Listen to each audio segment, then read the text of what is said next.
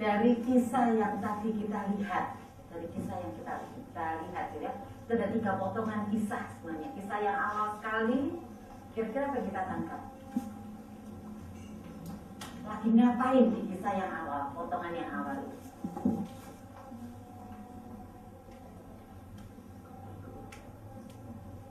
Apa sih yang mereka bayangkan tentang kebersamaan ketika mereka nanti masuk dalam sebuah pernikahan?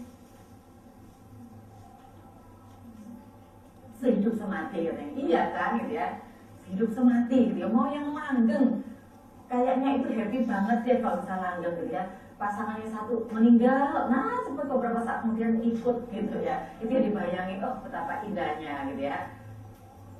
Lalu ketika mereka falling in love, apa sih yang terjadi dengan kisah falling in love-nya mereka? Indah, banyak geronjalan-geronjalan kelihatannya.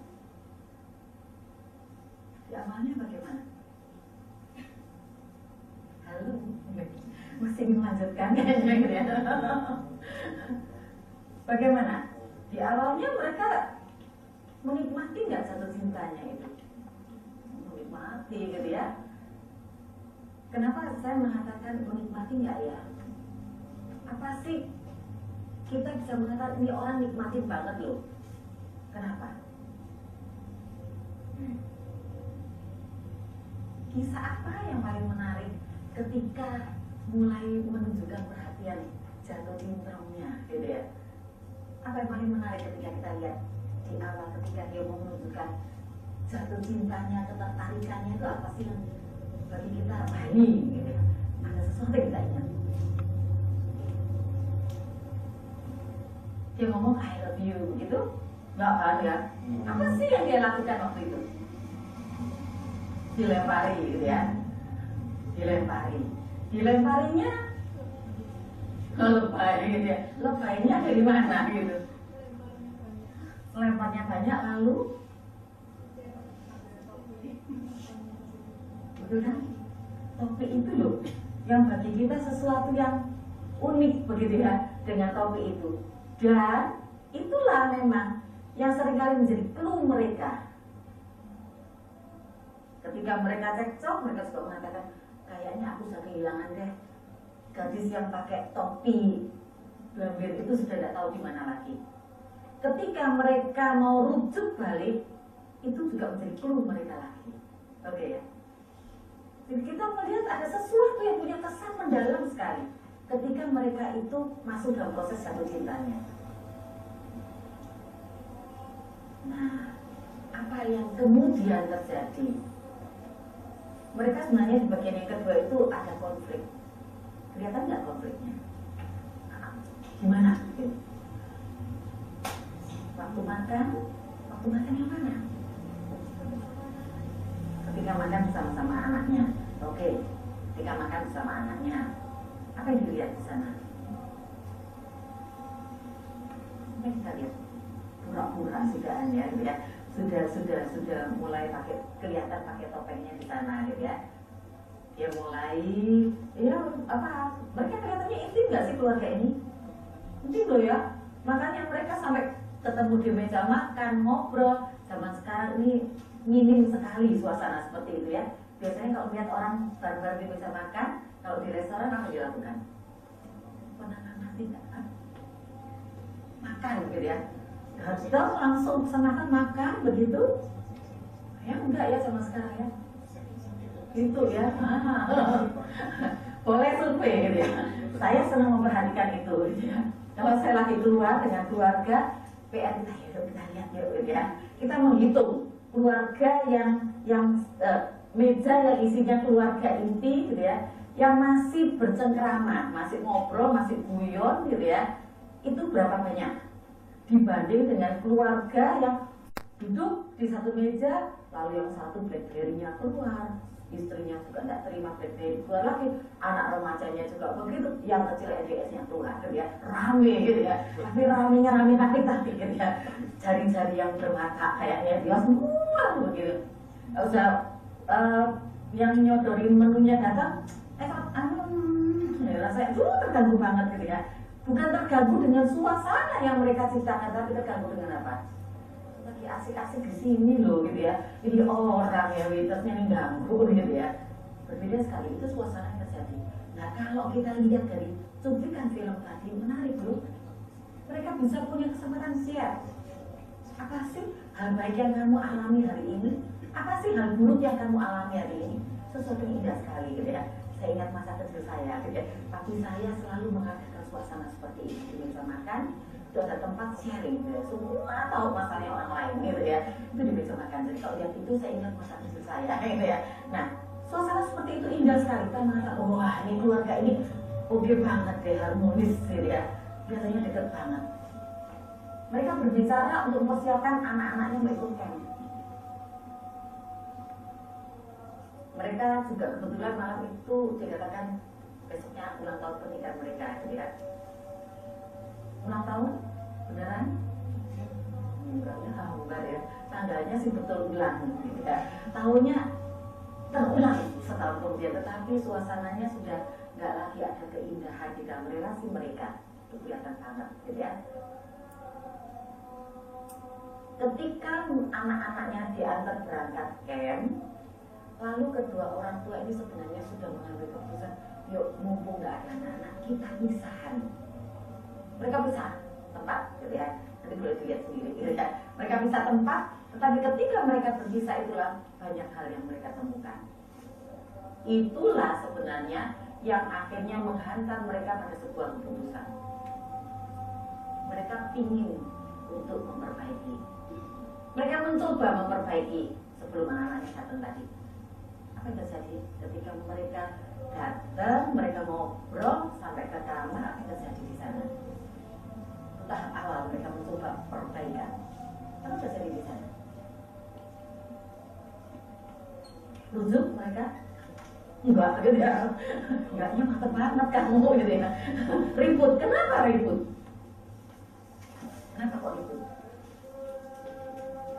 Kenapa? Saling menyalahkan. Apa sih yang menyebabkan musuh terjadi saling menyalahkan ini? Kalau dari kisah tadi, kenapa? Yang laki itu nggak mau denger, gitu ya.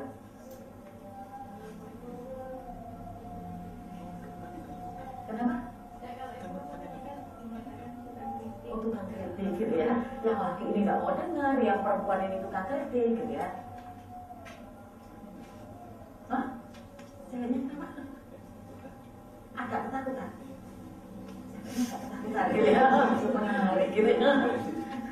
Bukan mengutukkan jadi mengganggu. Ini dari ketakutan yang mana ya? Ketakutan yang lain kayaknya.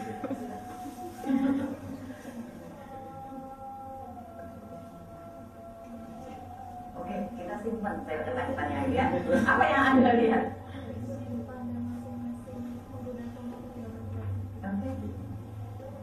Kayaknya yang mereka mau rujuk tetapi nggak jadi lagi gara-gara pengaruh latar belakang mereka yang cukup kuat dan itu masuk. Jadi benar juga ya kata si psikiaternya yang katanya kalau kamu berdua di tempat tidur sebenarnya nggak cuma berdua, bukan cuma di tempat tidur ya, dimanapun juga gitu ya. Yang namanya suami sama istri gitu ya, kalau berdua jangan merasa benar-benar berdua gitu ya, minimal ada 6 gitu ya. Nanti kalau ada anaknya, nah itu bisa ber-7 atau ber-8 gitu ya. Kenapa? Nanti ada yang bolo anak gitu ya. Nah itu juga pengaruh juga gitu ya. Jadi apa yang dikatakan oleh psikiater itu benar gitu ya, benar. Bahwa ketika berdua jangan merasa benar-benar berdua, paling enggak ada 6 orang. Siapa? Orang tua. Kenapa kok orang tua ini dimasukin di situ? Ya. Yang membentuk karakter kita, yang membentuk pengalaman hidup kita, yang memberi nilai tentang makna keluarga, itu adalah orang tua kita. Pendidikan kita setinggi apapun, tetapi jangan lupa yang lekat banget ini adalah proses bagaimana kita dididik, kita hidup dengan orang tua kita. Sangat luas sekali. Nah kalau seperti itu, maka mereka putuskan ya sudah nggak mampu, udah balik lagi aja, tinggal masing-masing gitu ya. Sampai mereka mau jemput anaknya, jemput, benar mau pisah, sebuah pergumulan gitu ya. Sehingga ketika mau turun, si suami bertanya apa pada istrinya, udah siap? Sempat kepikir nggak ada, siap apaan sih gitu.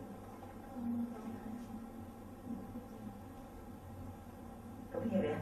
Sebenarnya pertanyaan itu ingin menunjukkan satu keputusan akhir. Udah, finish, siap ngomong sama anak-anak. Wanita katakan apa? Si istrinya siap. Nah, gitu ya. Tapi ternyata siap untuk rekonsiliasi gitu ya. Terjadi satu rekonsiliasi di mana mereka boleh saling terbuka, mereka boleh memiliki satu komitmen yang diperbarui. Pernikahan itu selalu mimpinya indah, betul ya? Nggak ada atau yang orang mau menikah, kita cukup sebulan aja ya, enggak gitu ya. Kalau yang oke normal pasti enggak deh gitu ya. Menikah ya pasti janjinya langgeng gitu ya, komitmennya kan gitu ya. Apalagi kalau sudah di depan altar ngomongnya apa? Sehidup semati, sakit apa gitu ya. Kalau sudah jalan beneran cerita lain gitu ya. Ceritanya bisa lain. Nah, semua orang mimpinya sama deh. Seperti yang kita lihat tadi, ingin bisa langgeng.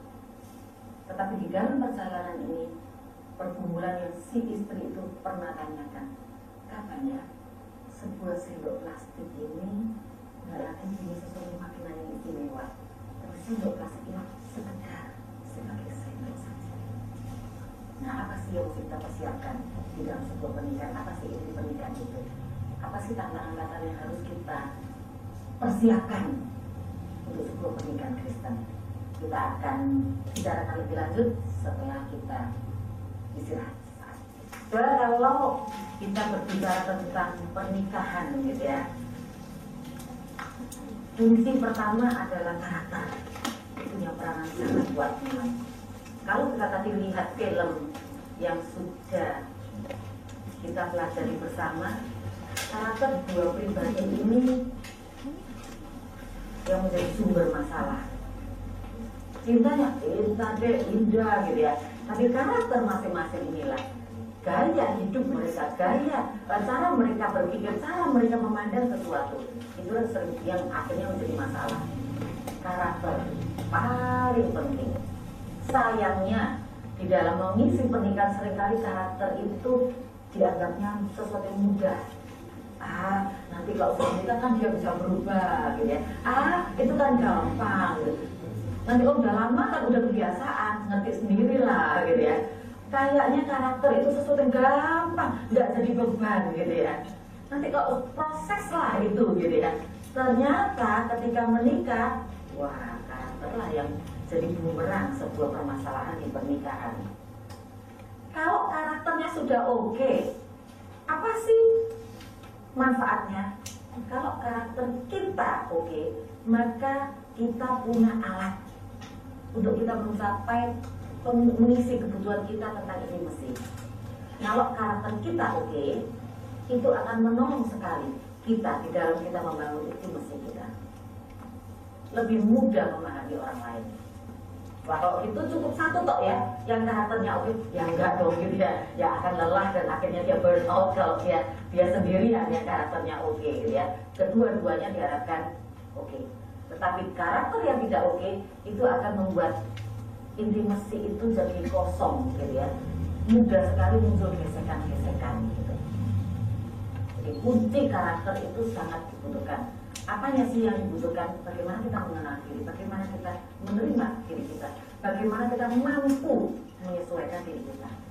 Itu yang paling penting. Yang kedua, cinta itu cinta kayak apa sih? Orang mengatakan rumah tangga nggak cuma hidup dengan cinta loh gitu ya. Butuh yang lain-lain, ya benar gitu ya. Tetapi makna cinta yang seperti apa? Terlalu banyak cinta yang memanipulasi, betul kan? Contoh cinta yang memanipulasi apa? Lagi pacaran, lagi mengagumi pacarnya, satu saat ngambek berat. Loh, kenapa ngambek berat? Gara-gara potong rambut aja gitu ya. Oh, aku ini suka banget sama kamu karena kamu rambutnya panjang, rambutmu ikal, aku menikmati banget gitu ya. Lah, kok sekarang dipotong pendek gitu ya. Lah terus panasnya Surabaya lagi kayak gini gitu ya. Ya udah potong pendek. Ini tidak terima gitu ya. Ngambek bisa berhari-hari. Lo bisa bayangin gitu ya. Ini kan cinta. Ini cinta yang memanipulasi. Sampai muncul cinta yang posesif dan sebagainya. Itu cinta. Tapi semua orang mengatakan, ya aku mencintai dia, makanya aku sampai posesif gini gitu ya. Makanya enggak mestinya gitu ya. Enggak sehat lah paling gak cintanya gitu ya. Nah, kayak kasih cinta itu cinta yang rela memberi. Nah, barulah sebuah pernikahan itu akan lebih mudah dirajut. Nah, kalau kita mau melihat sebuah pernikahan, apa sih yang seringkali jadi alasan orang untuk menikah? Apa yang jadi alasan untuk menikah? Apa pernikahan itu? Menurut Anda apa pernikahan itu? Menurut Anda apa? Menikah adalah laki-laki dan perempuan. Wah, dosa tidak beralih. Satu tulang, satu daging. Gimana caranya? Gitu.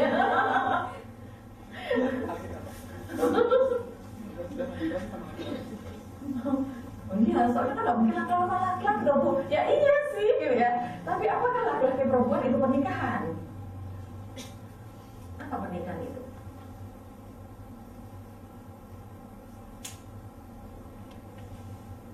Halo, apa pernikahan itu?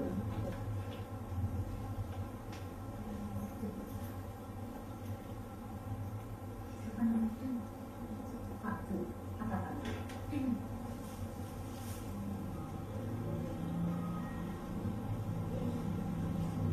Pernikahan itu melahirkan keturunan, ya. Pernikahan itu apa? Pernikahan itu adalah melahirkan keturunan, gitu ya. Ya, maksudnya begitu. Apa sih menikah itu menurut Anda?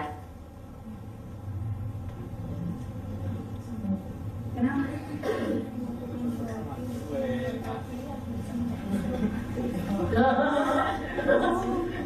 Menyatukan dua hati. Banyak sekali nih gitu ya. Menyatukan dua hati gitu ya. Jadi satu gitu ya.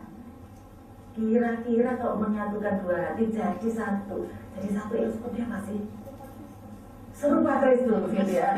Jadi satu, makin serupa dengan Kristus. Terus apa lagi? Saling mengefektifkan. Dengan hidupnya ini hidup yang berdua. Kira-kira begitu kali ini ya. Wah ini perkakas banget gitu ya.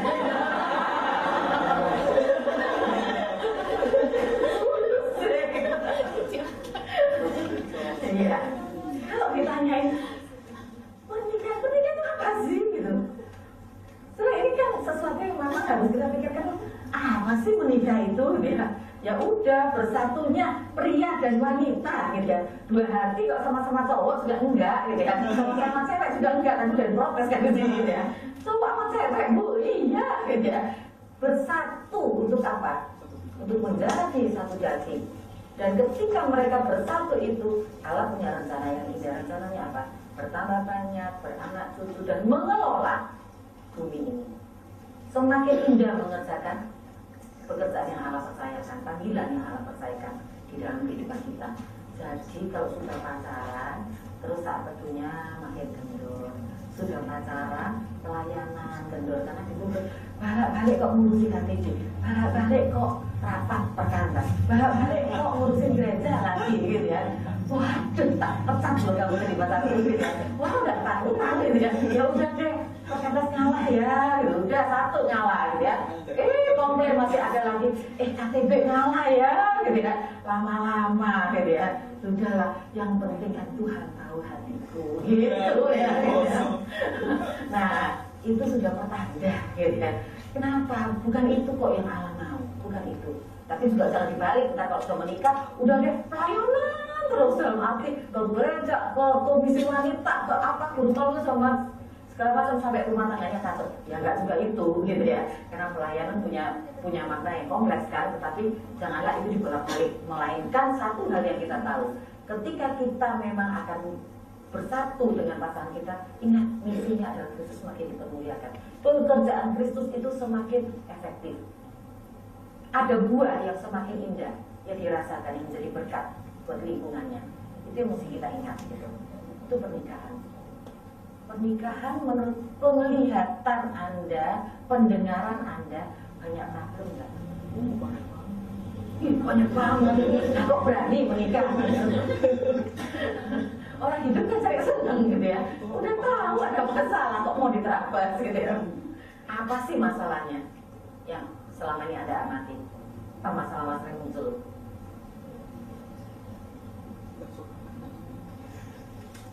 Apa masalah-masalah yang sering kali muncul?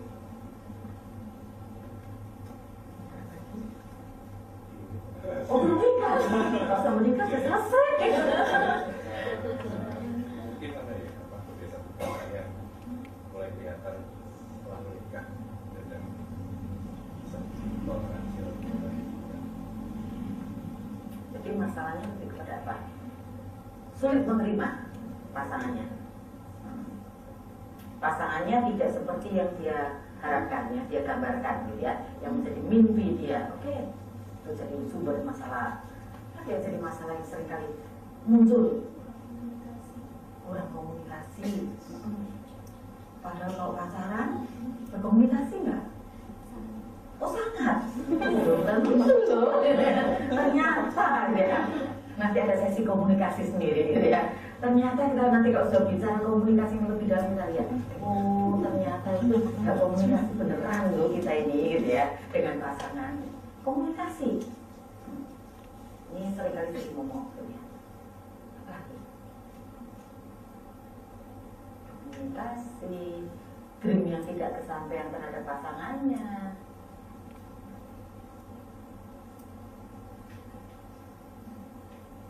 Lalu apa lagi? Sudah ya, cuma itu masalahnya. Gak banyak dong gitu ya. Perbedaan pendapat gitu ya. Perbedaan pendapat yang bersumber di apa biasanya? Karakter, oke. Terus apa lagi yang bisa muncul?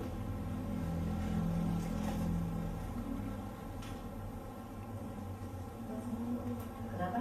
Masalah ekonomi, oke. Masalah ekonomi, ya. Masalah ekonomi itu bukan sekedar kurang duit ya. Sumber duit terbanyak dari mana dan mengalir kemana gitu ya. Itu juga masalah gitu ya. Itu juga masalah tuh gitu.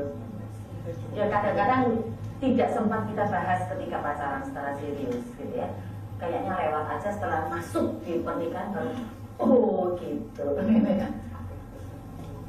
Apalagi keuangan, karakter, komunikasi, dream yang dimiliki terhadap pasangannya,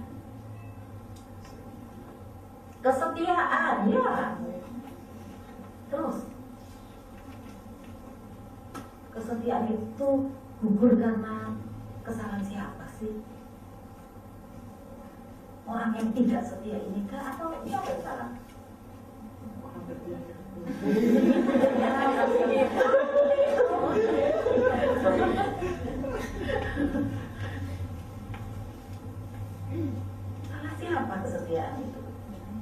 Iya, harus disadari itu gitu ya. Sekalipun nggak mau ngaku gitu ya, tapi harus disadari bahwa kesetiaan itu harus kedua-duanya punya andil gitu ya. Prosentase nggak tahu deh gitu ya, jadi bicarakan sama polisi ruang konseling gitu ya. Tetapi paling nggak yang harus disadari dengan kerendahan hati adalah pasti aku punya gitu ya. Ketika pasangan tidak setia, oke, kesetiaan berarti kembali ke aku lagi kuncinya ya.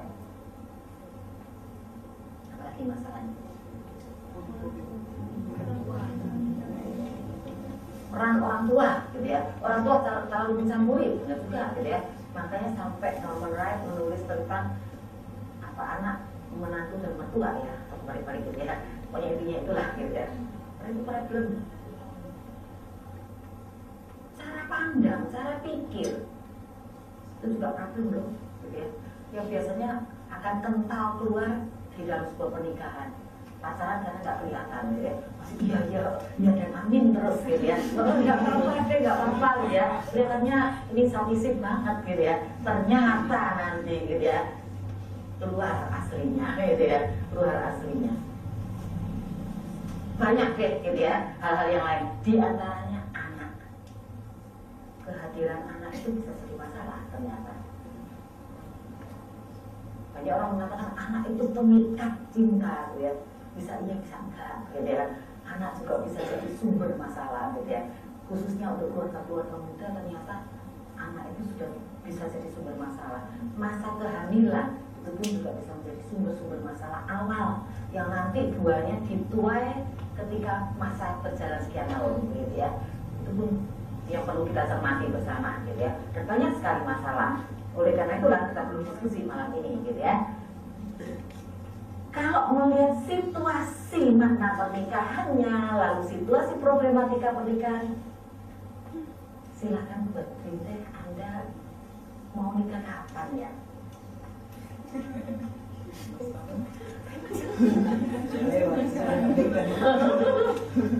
Nggak usah dijawab di sini kok ya. Dan paling nggak saya ingin kita sadari bahwa kalau saya lihat makna pernikahan itu bukan hal yang gampang gitu ya, bukan urusanku, bukan itu urusannya Tuhan, kita dengan Tuhan gitu ya. Dan kita tahu bahwa di dalam pernikahan itu ternyata tidak semulus yang kita bayangkan atau yang sinetron bayangkan kali gitu ya. Maka kalau saya mau menikah, kapankah saya siap? Kapan saya sebenarnya siap? Kenapa kuncinya? Benahi diri dan hati gitu ya. Benahi diri dan benahi konsep gitu ya. Kenapa sih seseorang itu memutuskan untuk menikah? Kenapa seseorang memutuskan untuk menikah? Saya setuju kalau dikatakan sudah naluri toh. Biasanya kan begitu toh. Nikah kapan ya masuk SD gitu ya, sampai akhirnya SMA kapan kuliah gitu ya. Kalau udah lulus kuliah atau sedang kuliah, pertanyaannya apa? Kapan wisuda, kapan kerja gitu ya. Udah kerja, itu kan pertanyaan alami gitu ya. Pertanyaan alami kan begitu. Makanya kalau mau wisuda banyak yang sibuk-sibuk nggak mikir apa, aku nggak punya kandengan bu, ambil sopo ya bu, ya gitu ya. Nah yang muncul adalah HTS gitu ya. HTS kan umum di nyawang gitu ya. HTS hubungan tanpa status, yang penting punya gandengan dulu gitu ya. Saya pernah maunya bergurau, tapi terus saya dimarahin gitu ya. Saya maunya bergurau, saya cuma nanya, ternyata kamu jalan masih itu ya, karena dia beberapa saat yang lalu mau bingung tuh, oh sudah, siapa ya, si ini sudah sama itu, si itu sama itu gitu ya, aku sampai siapa ya bu ya gitu ya. Nah dalam perjalanan itu saya lihat dia dekat sekali dengan seseorang gitu loh, makan sepiring berdua gitu. Terus di depan satu tempat itu dirangkul dari belakang dan sebagainya. Nah ketika ketemu lagi saya nanya, oh jalan masih itu ya? Wah ya, ibu yang bener aja ya, aneh-aneh tuh. Saya maunya cuma ngomong baik-baik gitu ya, cuma mau ngeliatnya kayak gimana aja gitu ya. Saya kenapa dimarahin? Ya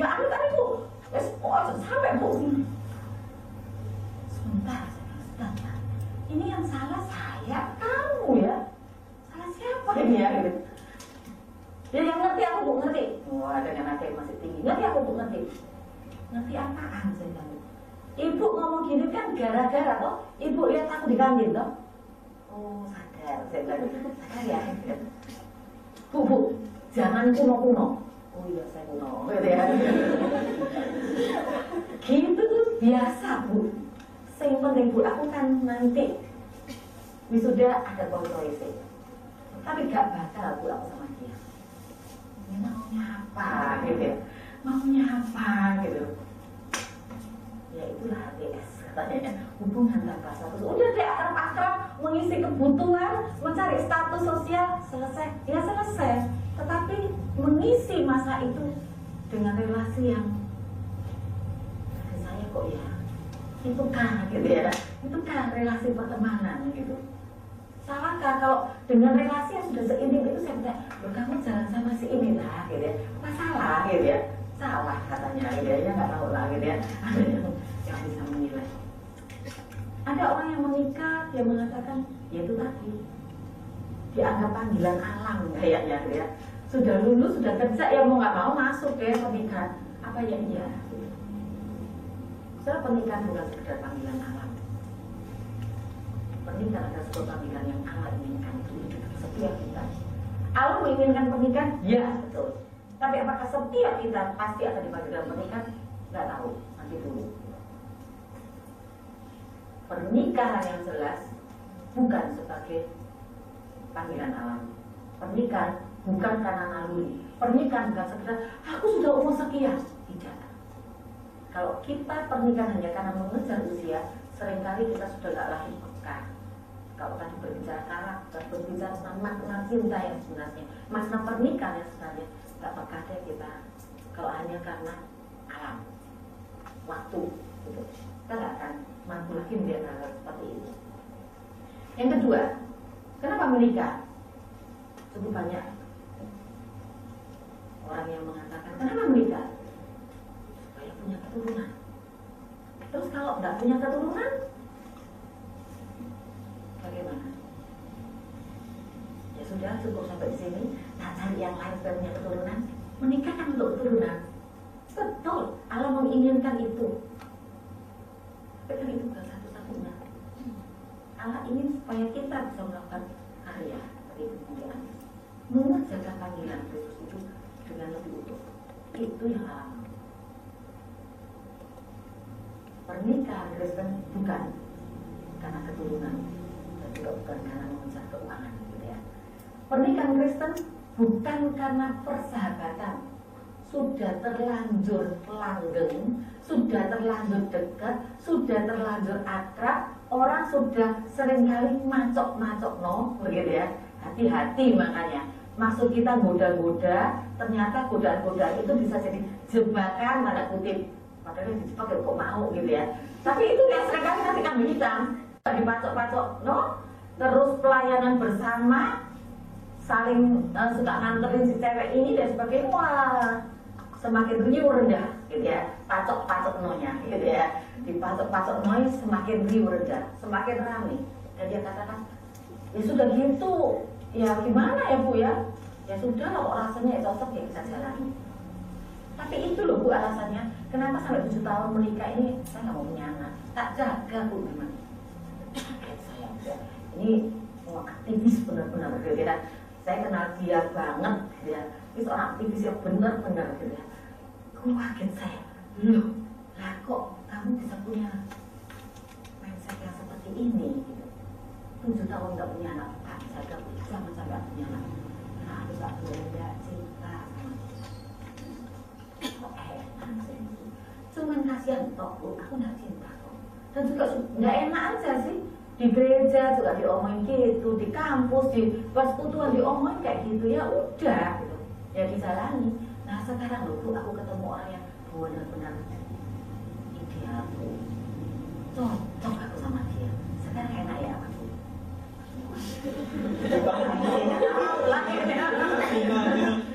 Tapi biasanya begitulah, kayak orang bertanya untuk membenarkan diri gitu ya. Kayak orang-orang Kristen, betul ya Bu Yus ya.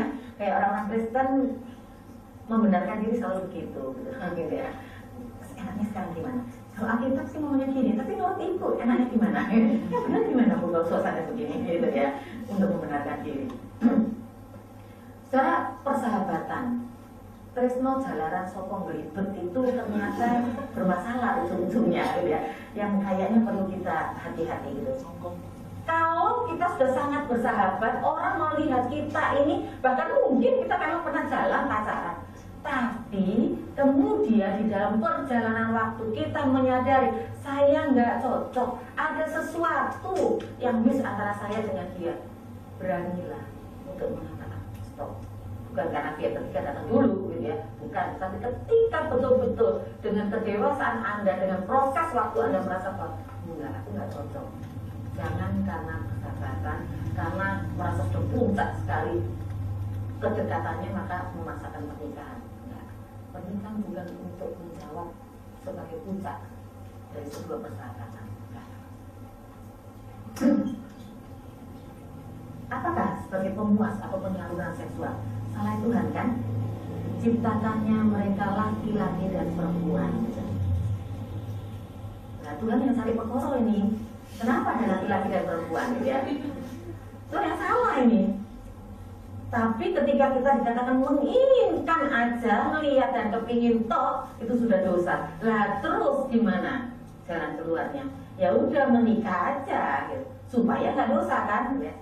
Bukan juga ini, gitu ya. Bukan juga ini sebagai sebuah jawaban pergumulan kita. Kenapa saya menikah? Habis gak kuat banget, jadi ya supaya nggak dosa, tak menikah aja enggak, gitu ya. Bukan itu. Kalau toh Allah itu memberikan hal biologis itu kepada khususnya pria, Allah juga punya cara kok. Tidak berarti beliaunya sekedar menikah. Allah punya cara. Kendalinya ada pada kita kok. Kita mau mengendalikan dengan benar atau kita mau lost control untuk kemudian larinya ke sana alasannya, gitu ya. Kenapa menikah? Ingin keluar dari masalah. Cukup banyak orang yang mau menikah karena mau keluar dari masalah. Tahan di rumah, aduh tersiksa deh. Aku ini butuh sekali kasih sayang loh. Papaku nggak pernah jadi figur yang baik. Lah ini loh ada orang yang jadi figur banget deh, papa banget gitu ya. Wes mau ada tempat berlaku, hati-hati gitu ya. Pernikahan bukan lari dari sebuah permasalahan. Karena ketika kita lari dari sebuah permasalahan biasanya namanya orang lari ya udah sabar aja gitu ya. Bukan betul-betul memahami karakter itu sama karakternya itu tetap gak sih. Dia ini orang yang benar-benar pribadi dewasa gak sih. Kedewasaan bukan karena umur kok. Umur boleh 50 tahun, boleh 40 tahun, karakter bisa gak dewasa gitu ya. Ini dewasa gak? Ini bertumbuh gak? Ini benar-benar berpaut kepada sang pokok anggur gak sih? Itu yang paling penting. Saya cukup sedih karena generasi di kelas pranikah saya di gereja, generasi yang semester ini sangat menyedihkan buat saya. Yang satu pasangannya Buddha, yang satu tidak jelas agamanya, yang satu dengan agama lain. Beberapa pasangan itu seperti itu. Sangat sedih saya, sangat sedih. Ini pemuda-pemudi Kristen gitu ya. Tetapi kenapa itu sedang terjadi? Semester ini yang paling banyak di kelas saya terjadi situasi seperti itu. Makanya kalau ada kelas seperti ini bagi saya, ini loh sebuah pergumulan untuk menjawab gitu ya. Sehingga kita tahu konsep pernikahan yang benar itu seperti apa. Pernikahan bukan lari dari sebuah permasalahan. Pernikahan juga bukan untuk mencari kebahagiaan. Kenapa? Kapan sih kita itu bahagia? Betul-betul sejati. Kalau betul-betul ya gitu ya. Nanti di rumahnya sono gitu ya. Sekarang ini loh, Anda dapat uang 5.000, bahagia nggak? Kalau pas kantong kosong, bahagia banget, betul kan? Saya punya 100.000 di kantong, dikasih 5.000, bahagia? Apa yang kita lakukan? Sebenarnya ya, benar kan? Di kantong itu masih ada 100 ya, dikasih cuma 5.000. Padahal ada saat dimana dikasih 5.000 itu kita mengatakan apa? Wah bersyukur banget, wah terima kasih. bersyukur banget. Berarti bahagia kita tergantung dengan apa?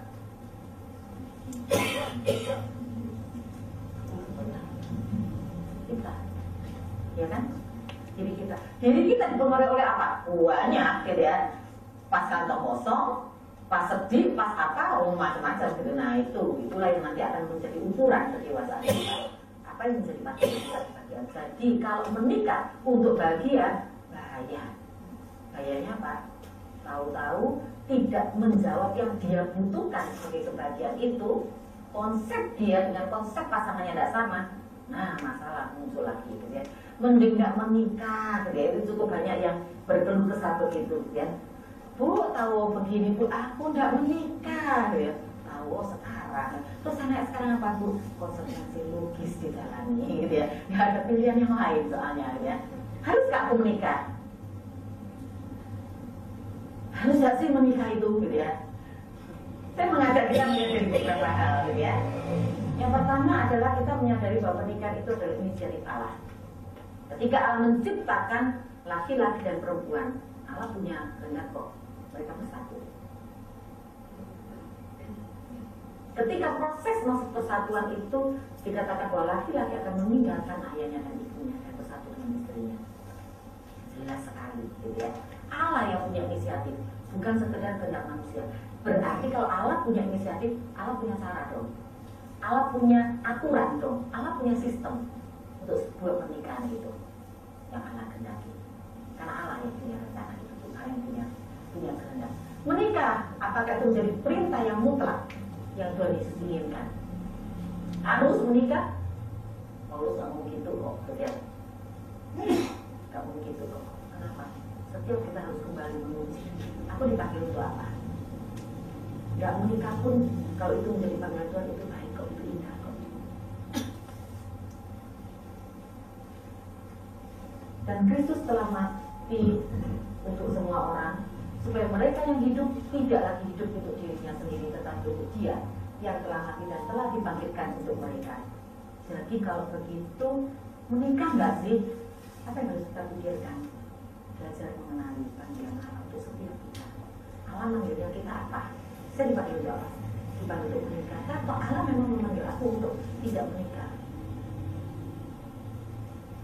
Saya mengatakan iya ya, kalau nggak menikah pelayanan lebih efektif ya Bu ya daripada menikah. Saya bilang nanti dulu pelayanan konteksnya apa gitu. Tapi kalau sudah menikah juga terus jangan ngawur juga. Wah, kalau gitu ya tetap dipakai untuk pelayan macam-macam gitu ya. Ada seorang rekan yang pernah iri dengan saya. Ibu kok enak sih? Sudah menikah, sudah punya anak, kok masih bisa ya kemana-kemana gitu. Aku kepingin kayak ibu. Saya katakan, lihat situasi. Tuhan izinkan saya seperti itu kenapa? Suami saya mendukung banget kok, yang pertama. Yang kedua, Tuhan sediakan rumah saya dengan rumah ibu saya itu berhadapan-hadapan. Saya yakin itu bukan sesuatu yang kebetulan, tapi Allah yang izinkan itu. Sehingga apa? Ibu saya juga masih sangat kuat. Kalau saya pergi, kalau saya melakukan sesuatu, paling enggak ada yang mengawasi anak saya. Gak berarti saya lepas tangan, tetapi itu ada. Lah kamu gimana? Keluargamu gak ada di Surabaya. Kamu sebatang kara di Surabaya. Cari pembantu juga sulitnya kayak gitu. Apakah pembantu bisa kamu percaya seperti saya juga minta tolong mama saya ngawasin? Gak seperti itu kan? Itu gak bisa dipaksakan. Itu harus betul-betul peka. Allah menginginkan apa sih gitu. Jangan mengkambing hitamkan pelayanan, tetapi sadari apa yang Allah inginkan secara pribadi lewat pergumulan kita. Allah kepinginnya aku masuk seperti apa sih? Menikah atau nggak menikah? Karena semuanya itu adalah indah di hadapan Allah dan indah di Allah. Pernikahan Kristen itu yang seperti apa? Pernikahan Kristen harus kita sadari sebagai panggilan yang Allah berikan kepada kita. Kalau katakan tidak baik, manusia ada seorang diri. Oke, dalam arti sempit Allah ingin mengatakan kamu butuh orang yang mensupport kamu untuk semakin indah kita melakukan pelayanan kita. Yang kedua, pernikahan Kristen adalah pernikahan yang harus monogami. Hati-hati, sekarang monogami ini konsep yang cenderung dirusak lewat permainan. Ada permainan katanya di Facebook ya, It's Girl namanya. saya tunjukin aja sih sama mahasiswa. It's girl ini sel itu kalau bisa, katanya ada tuh bisa pacaran sama profesi dokter, insinyur, pokoknya figur-figur profesi begitu ya. Kalau bisa macarin 5 gitu ya, dia akan pakai gaun yang bagus. Semakin banyak yang bisa dipacarin, wah itu katanya semakin bagus bajunya atau gimana gitu. Itu mainan yang dibuat mainan anak-anak kelas 3 kelas 4 SD. Termasuk Ayo Dance. Itu juga permainan yang lagi digemari banget sama anak-anak usia-usia itu, sampai akhirnya mereka bisa pacaran jarak jauh. Karena selain bermain itu mereka juga bisa chatting katanya ya. Kenalan di dunia maya sampai udah tak karu-karuan. Anak kelas 4 SD sudah katanya ditembak sama anak SMP ke SMA dari Jakarta. Dan berkonsultasi dengan anak saya, enaknya diterima nggak? Ini kita langsung anak kelas 4 ya, diterima nggak ya?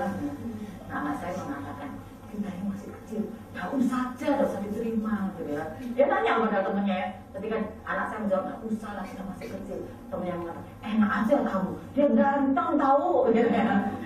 Kalau memang mau diterima ngapain ditanya gitu ya. Itu dialog mereka 4 SD masih 10 tahun. Gara-gara game-game yang ada. So begitu saya dengan ceritanya It's Girl, ini untuk kami mau belajar dari mana ya? Belajar yang paling menarik adalah yang visual dan dia dengar gitu ya, yang interaktif. Ini yang interaktif ngajarin bahwa poligami is okay. Sekarang Bu itu menikah dengan banyak, enggak Bu, putus nyambung, ya ampun gitu ya. Nah itulah yang sedang diajarkan sekarang di dunia sekitar kita, dan konsumennya adalah anak-anak kecil. Konsumennya adalah mereka. Anak menginginkan apa? Satu pasangan itu. Laki-laki dan perempuan itu komplementer, satu dengan yang lainnya saling mengisi. Pria dipanggil apa sih? Sama Tuhan disuruh jadi apa sih di dalam sebuah persatuan suami istri itu? Pria punya peran apa? Apa perannya dia? Para pria, apakah peran Anda? Kenapa? Pelindung. Apa? Melindungi. Sebagai kepala, kayak Kristus yang menggambarkan relasinya dengan temannya. Apa lagi pria? Mengasihi istrinya seperti dirinya sendiri, betul ya? Cupran yang Allah mau. Terus yang wanita, apa lagi apa? Penolong atau perorong.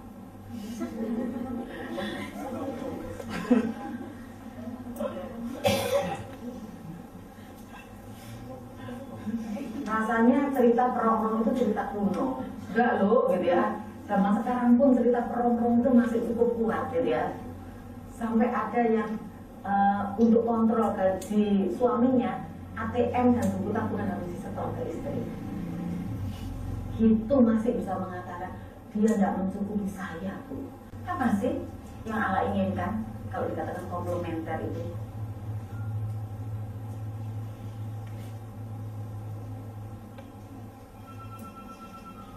Kapan kata dia menolong para calon istri? Ya. Kapan sudah menolong? Dalam kelemahan. Yang sering kali terjadi apa? Sering kali terjadi apa? Ya perorong tadi dengan tingkat agresivitasnya. Aku ngerti kok, aku bisa kok. Zaman sekarang kan perkasa-perkasa atau perempuan gitu ya. Makanya karena perkasanya perempuan itulah lupa bahwa dia harus menjadi pasangan yang saling melengkapi suaminya. Kalau enggak menjadi lebih menguasai dengan aku bisa, maka juga sebaliknya menguasai dengan cara yang lain. Penuhi aku. Kalau tidak dipenuhi maka, nah itu sama aja itu prong-prong gitu ya. Nah, peran jadi penolong ini ternyata tidak gampang gitu ya. Dwi tunggal dengan meninggalkan keluarga asal. Laki-laki dan perempuan itu akan menjadi satu. Dengan cara apa? Laki-laki akan meninggalkan ayah dan ibunya. Meninggalkan dalam arti kebergantungannya, kemandiriannya. Bukan berarti sudah yang Pak, Mah, ngurus dewek, aku nggak mau tahu, ya enggak gitu ya. Dalam kemandirian. Zaman sekarang tidak berbicara masalah mertua permen gitu ya. Silakan aja kalau mau di pondok mertua permen asal siap gitu ya. Yang lebih perlu kita pikirkan adalah kebergantungan ketika ada masalah. Sebijak apapun seorang orang tua, kalau anaknya datang bawa problem, betul, dia bisa betul-betul berada di tengah. Maunya sih begitu. Tapi sering kali kita perlu sadari bukan hal yang gampang. Ada kesulitan apa berat ke orang tua gitu ya. Dan ingat, cukup banyak orang tua yang juga tidak sehat tanda kutip. Bukan fisiknya, tapi mentalnya, karakternya tidak sehat. Tidak sehat kenapa? Yang namanya orang tua khususnya ibu, itu kalau kehilangan anak itu tidak rela. Kepinginnya sudah menikah tapi masih ada dalam genggaman itu yang terjadi. Makanya ketika anak ada masalah, anak datang mah, waduh, mamanya aduh nah ini loh yang tak tunggu-tunggu gitu ya. Kenapa? Aku punya akses gitu ya. Begitu sekali itu dibuka, hati-hati. Ini sudah semakin menggerayang gitu ya kekuatannya gitu ya. Hati-hati. Ini hal-hal yang perlu kita cermati. Kenapa Alkitab dengan jelas sekali lalu ngomong bersatu aja loh, kok pakainya Tuhan itu ngomong laki-laki meninggalkan ayah dan ibunya dan bersatu. Lah kok letterless banget gitu ya. Kok sampai detail banget. Kenapa sih? Karena dia akan suka keluarga. Dialah yang harus buat, dialah yang punya tanggung jawab. Dia punya peran yang tinggi. Oleh karena itu untuk Dwi Tunggal diawali dengan meninggalkan keluarga asalnya. Apa sebenarnya yang Alkitab ajarkan sih? Tadi kita sudah melihat bahwa kita mengatakan istri itu PR-nya adalah tunduk kepada suami seperti tunduk kepada Allah. Jemaat yang tunduk kepada Allah. Suami mengasihi istrinya sama seperti Kristus juga mengasihi jemaatnya. Keluarga lama terpisah dengan keluarga baru. Ini idealnya. Kenapa? Kita itu kalau menikah masih dalam masa penyesuaian, gitu ya. Penyesuaian dua pribadi ditambahin lagi dengan penyesuaian keluarga lain, gitu ya. Itu lebih berat, gitu ya. Anak harus taat dan hormat pada orang tua. Itu juga rule. Jelas sekali Efesus 6 mengatakan apa? Anak harus taat dan hormat kepada orang tua di dalam jalan Tuhan. Supaya apa? Panjang umur dan berbahagia. Ini nggak akan bisa muncul kalau tidak diawali dengan dua yang di atas. Anak belajar taat, anak belajar hormat, melihat bagaimana orang tuanya mengasihi dan orang tuanya berdisiplin menghormati. Ada yang disebut dengan Gracie Circle ya. Gracie Circle ini mengatakan bahwa kalau istri itu nggak bisa respect kepada suaminya, maka suami itu love-nya juga kurang. Kalau love-nya kurang, maka istri juga semakin sulit lagi respect ke dia. Ini satu lingkaran gila gitu ya, lingkaran gila gitu. Kuncinya siapa? Suami dulu atau istri dulu? Ya. Awali dari orang yang dewasa yang menyadari, oh aku harus seperti ini. Tapi ketika terjadi seperti itu seringkali pasangan yang mau melakukan yang benar, sedangkan kok selalu aku ya, ya kan? Nah itulah menunjukkan lagi ketidakdewasaannya di situ ya. Mesti aku, kan dia capek aku terus. Nah dulu milihnya gimana, gitu ya? Dulu milihnya gimana, gitu ya? Ketika kami membahas satu kasus di basi kampus, karena kasusnya muncul di kampus, ketika kami membahas ada seorang teman yang nyeletuk, angkat ibu ya, nggak bisa kawin itu sekedar kayak pilih kucing dalam karung. Bagi saya itu bahasa klise yang lama kan, gitu ya. Apa yang dia katakan? Ya kayak ini bu, ternyata kucing kampung, gitu ya. Kaget saya gitu ya. Jadi ada masalah suami istri yang kebawa sampai di kantor, ya. Terus ketika menangani masalah itu udah orangnya nggak ada, kita diskusi apa yang harus kita lakukan, gitu ya. Ya ada yang terus dimakan itu. Ini loh, kita mesti ingat, gitu ya. Ingatkan loh bu anak-anak ini, gitu ya. Maksudnya mahasiswa itu perlu diingetin, hati-hati milih istri, milih suami itu jangan seperti pilih kucing dalam karung, gitu ya. Nah kalau kayak ini gimana? Dibuka kucing kampung gitu ya istilahnya dia pakai juga kok kucing kampung ya iya caranya begini gitu ya ternyata ada pengidentikan gitu ya. Untuk anak taat dan hormat pada orang tua, kembalilah kita katanya ya, orang tua tidak boleh melukai hati anak dan mendidik kesatuan. Karena ini adalah satu ikatan yang Alkitab itu ingin ajarkan ketika kita berbicara tentang persatuan pria dan wanita. Jadi pernikahan itu tidak berhenti dengan suami istri bagaimana saling mencintai, titik, enggak ya. Sebuah keluarga yang Allah buat sampai kemudian Allah kemudian menganugerahkan anak, ini rule yang terus menjadi satu paket utuh gitu ya, yang harus kita mainkan, yang harus kita ingat senantiasa. Nah model pernikahan yang terjadi itu seperti apa? Ada yang katakan model A. Pernikahan ini ada yang modelnya A. Modelnya A itu apa? Model A ini model orang yang dependen banget.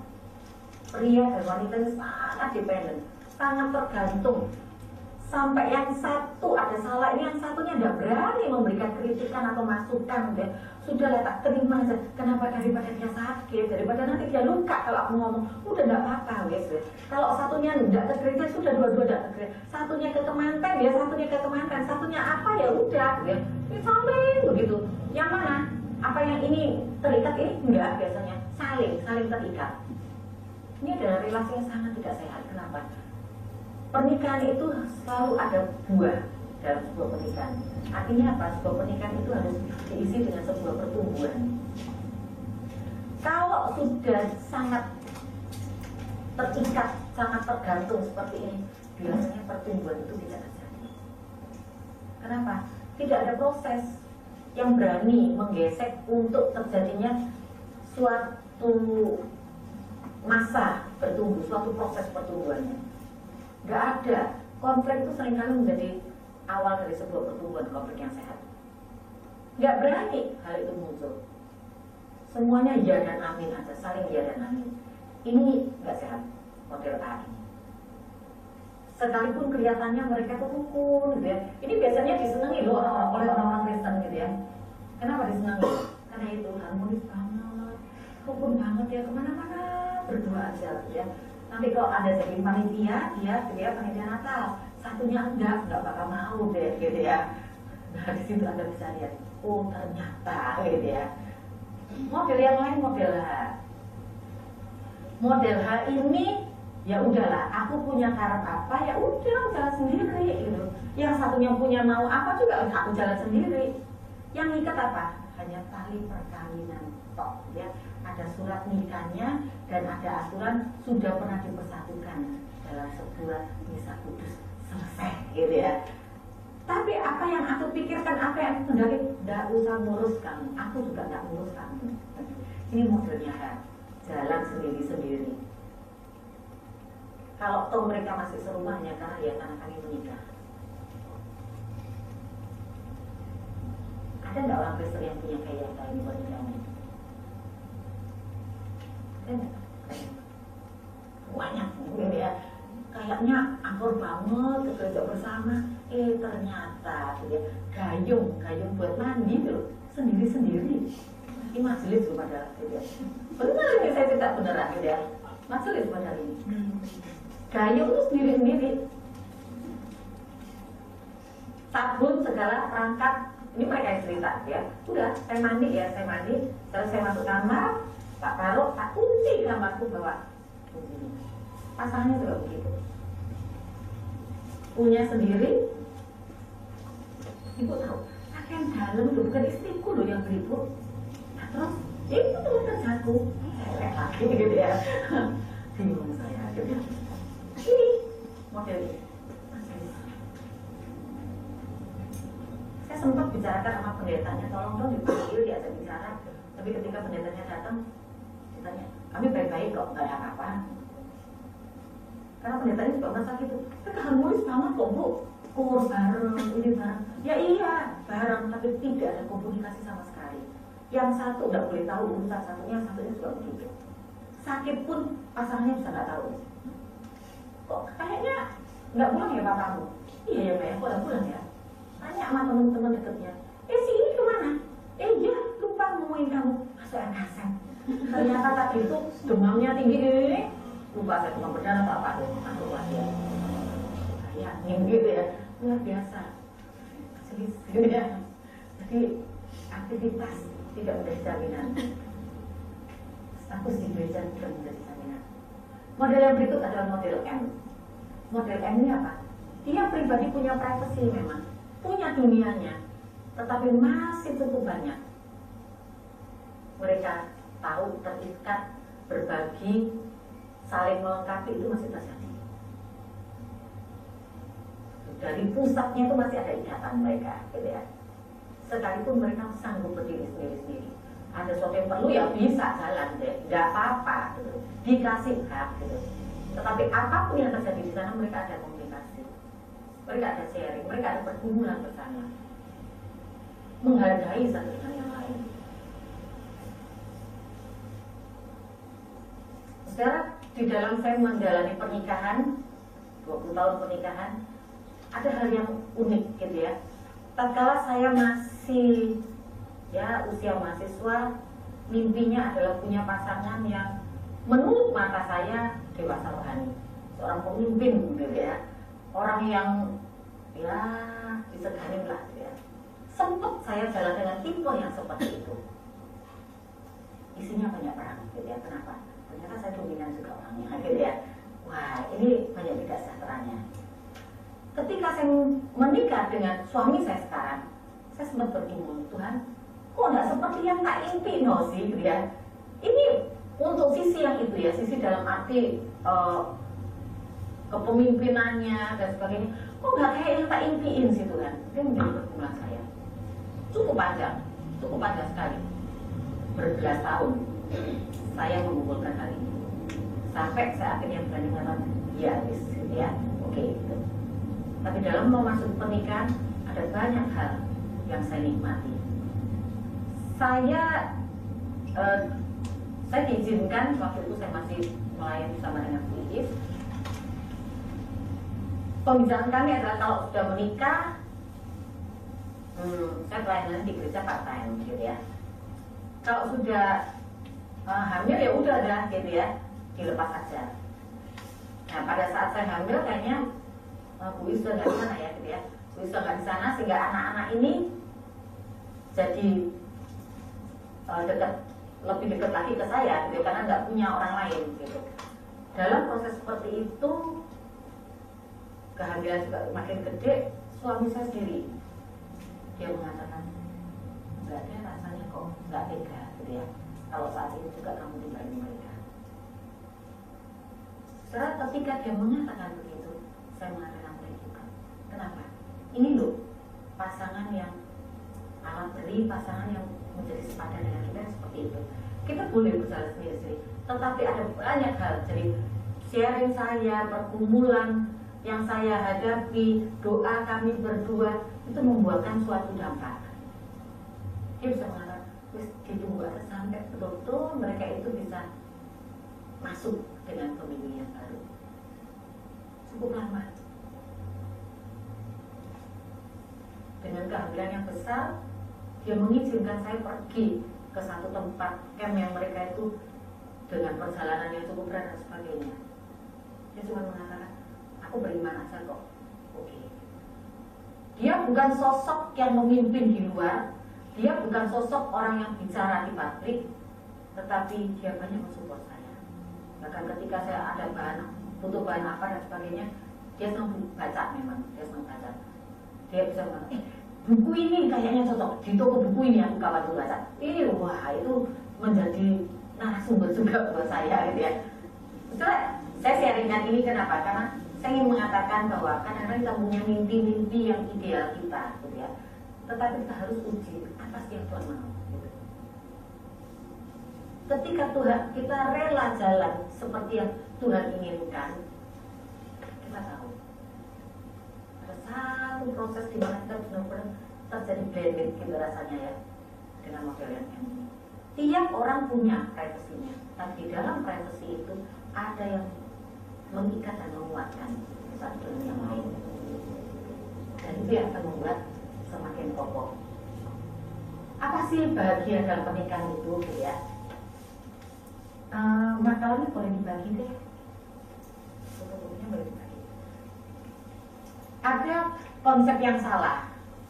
Ada yang mengatakan bahwa ya pernikahan bahagia adalah sesuatu yang kita dapatkan tatkala kita bisa menikah dengan pasangan yang kita cintai. Apa betul? Cinta banget, cinta mati katanya gitu ya sama dia. Apakah saya pasti bahagia? Enggak juga ternyata. Kenapa? Yang saya cintai banget ini ternyata ada sesuatu yang tidak benar gitu. Di sebuah kelas pranikah, di sebuah gereja saya sudah melihat ini cewek paranoid banget deh. Sehingga ketika selesai kelas saya sempat ngomong ke pendetanya, kayaknya pasangan ini perlu untuk konseling lebih lanjut untuk pernikahan. Wah Bu, di sini tidak ada. Boleh titip? Oh ya silakan. Karena saya sore hari ini sama medis poliklinik gitu ya. Boleh aja deh ke poliklinik. Sempat saya bicara dengan pasangan ini sampai akhirnya saya tunjukkan sisi ini dan disadari oleh sang prianya, tapi prianya mengatakan, "Tidak apa-apa Bu, saya sudah ngerti kok Bu, tidak usah khawatir, saya bisa jalani sama dia." Ternyata ketika sudah menikah, saya nggak ketemu dia, tapi beberapa saat kemudian si pria ini balik lagi, tapi kali ini nggak diajak. Apa dia katakan? Ibu tahu, dalam setahun aku udah ganti kerjaan 3 kali. Padahal dulunya itu kerjanya cukup mapan gitu ya, di satu tempat yang cukup panjang waktunya. Setahun ini Bu, aku sudah ganti kerja 3 kali. Memangnya kenapa? Ya semuanya tidak. Tuh gara-gara apa? Jam kerja. Kok bisa? Jam kerja maksudnya gimana? Ya Bu, aku telah terus. Ketika saya minta dia menceritakan kenapa kok telah terus, dia katakan mau berangkat istrinya yang dan ini dan itu minta tolong ini. Kalau tidak dilakukan maka istrinya akan teriak-teriak dan sebagainya, sungkan sama tetangga. Jadi ya sudah diikutin aja. Dan puncaknya adalah ketika selesai dengan kasus itu, suatu saat dia balik lagi, puncak masalahnya adalah dia katakan itu saya tidak kuat, sudah tidak mungkin lagi sama dia. Kenapa? Nah, itu tambah aneh. Katanya saya dengan cewek naik taksi lewat depan rumah, saya dengan dia. Nggak masuk akal toh Bu, kalau aku mau gitu ngapain gitu ya, muter lewat rumah ngapain naik taksi, mau aku yang ada kendaraan. Jadi paranoidnya seperti itu. Cinta, tapi realistis lah. Pernikahan yang bahagia bukan hanya diisi oleh sekedar cinta yang tidak realistis. Ada banyak hal yang mesti diuji gitu ya. Ya, itu ada satu fakta. Pernikahan yang bahagia adalah upah kerja keras kita, yang kita perlu dalam paket pernikahan gitu ya. Nah, menikah pasti bahagia nanti dulu gitu ya. Itu upaya untuk kerja keras kita kok, sebagai upah gitu ya. Kebahagiaan itu tidak tercipta begitu saja gitu ya. Tuhan akan menciptakan pernikahan bahagia buat kita anak-anaknya. Kan kitanya anak Tuhan, pasti deh untuk izinkan kita menikah, Tuhan yang akan kasih kebahagiaan. Nanti dulu gitu ya, ada PR-nya buat kita gitu ya. Tuhan nggak memberikan kebahagiaan itu sebagai hadiah saja, tapi Tuhan mengaruniakannya kemampuan untuk kita bisa mewujudkan pernikahan yang bahagia itu. Tuhan memberi kita kemampuan untuk mewujudkan pernikahan yang bahagia. PR. Kalau begitu apa persiapan yang harus kita lakukan gitu ya? Persiapannya adalah pertama menyesuaikan diri. Kenapa? Kita dua pribadi yang berbeda. Di antara kita ada yang nggak punya masalah? Ada nggak? antara kita ini ada nggak punya masalah? Yakin? Nah, bayangin, ini punya masalah. Nikah sama orang punya masalah, terus apa yang terjadi?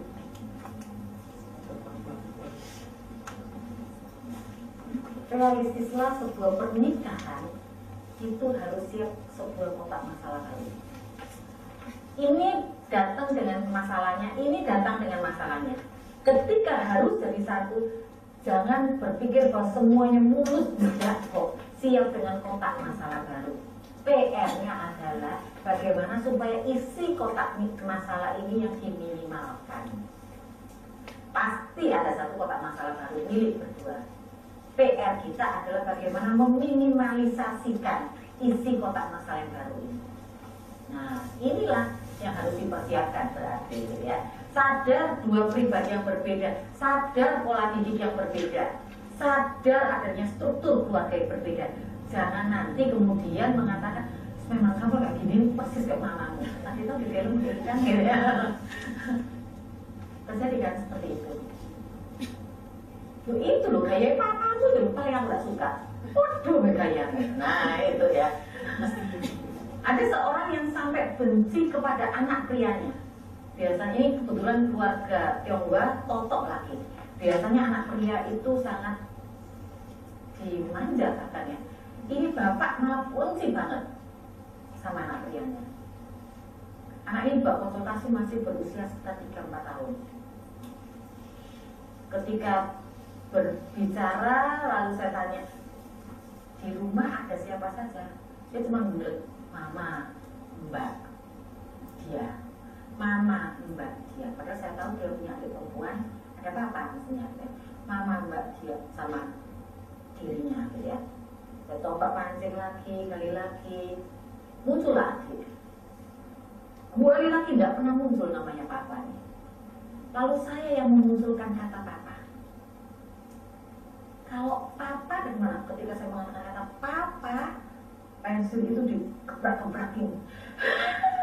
Oh, histeris banget gitu ya. Coret-coret gitu ya dia ya.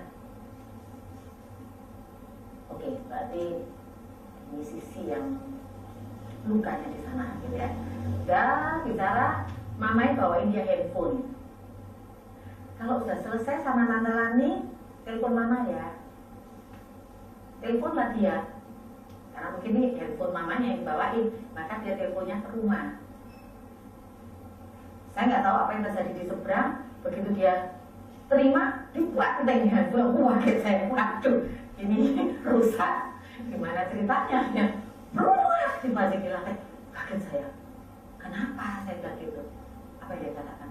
Setan yang terima setan.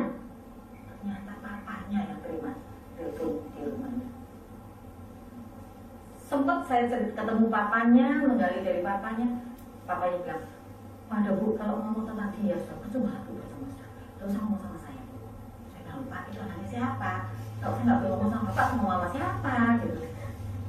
Ibu tahu kenapa aku nggak mau ngomong tentang anak ini? Mau dari pelak mertuaku, mulai gitu ya. Gaya bicaranya, gaya jalannya, udah deh, itu mertua paling nggak benci itu.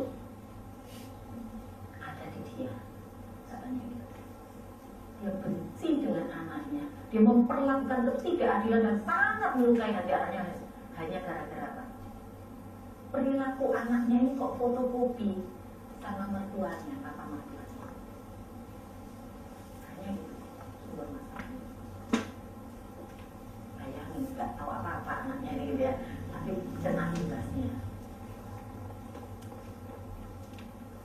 Saudara, kalau kita itu belajar menyesuaikan diri, ada banyak hal yang perlu kita sesuaikan.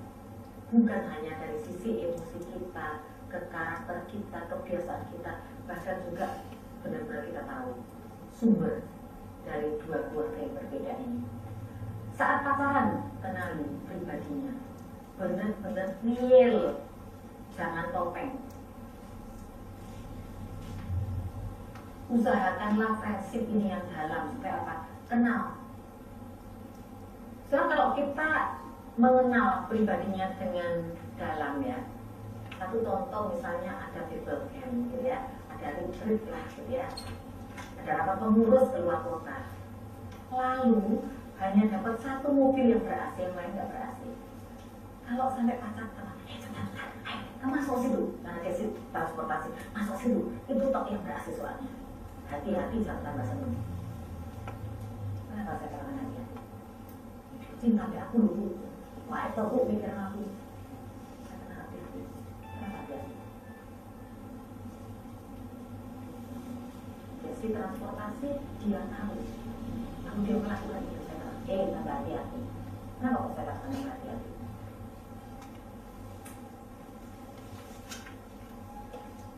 Aneh bulan ini ya, orang baik kok hati-hati gitu ya. Saya tanda dia egois kan. Kalau dia seorang yang ngerti dan dia seorang sosok pemimpin yang baik, nggak ngomong gitu dong. Ini yang asik cuma satu, biar yang butuh ya ke situ dulu. Kamu kan nggak asik juga nggak apa-apa. Bisa kan dia mengatakan seperti itu. Kalau belum menikah masih begitu, ini yang asik buat kamu, ini yang enak buat kamu. Sudah menikah, yang enak buat aku gitu ya. Kamu nanti dulu gitu ya, hati-hati gitu ya. Jadi kenali pribadinya, kenali karakternya, orangnya, latar belakangnya, termasuk keluarganya. Kemudian kita berpikir, bisa nggak ya aku seumur hidup menikah sama dia? Bisa nggak ya aku seumur hidup menikah sama dia? Seorang remaja putri yang sempat menjadi anak bimbing saya dan Iis ketika dia masih remaja. Saya melihat mereka berpacaran sejak masa itu mungkin SMP, SMA gitu ya. Mereka pacaran. Pria ini figur pria lepas ya, lepas gitu ya. Sosok seorang pemimpin yang baik, pintar, dewasa.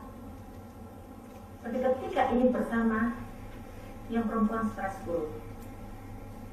Tapi kalau saya mengatakan tidak dipikir lagi, enggak sih.